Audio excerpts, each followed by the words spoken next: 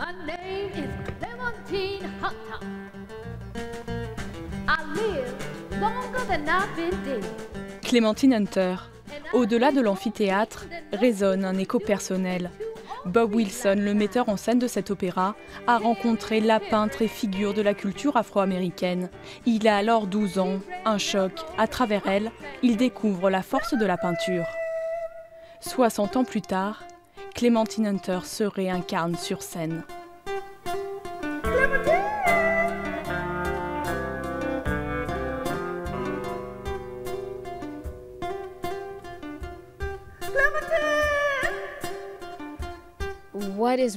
Ce qui est vraiment génial pour moi, je ne connaissais rien d'elle et en faisant cet opéra, nous la faisons connaître au monde entier. Je vis aux États-Unis et je ne savais même pas qu'elle existait. Elle représente tous les artistes folk dans le monde qui n'ont pas été découverts et qui avaient un talent fou. Les gens les ont ignorés. C'est ce qu'elle représente pour moi.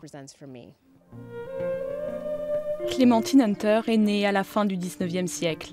Petite fille d'esclave, elle travaille dans une plantation de Louisiane et peint la nuit. À travers ses tableaux, un témoignage d'un monde en train de disparaître, berceau de la musique noire américaine.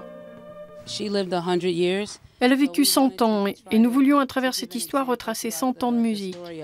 On peut entendre des influences des toutes premières musiques traditionnelles, des musiques sacrées et des débuts du blues.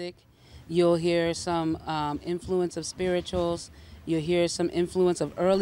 se rend compte que toutes ces musiques ont inspiré le rock, la soul et le R&B.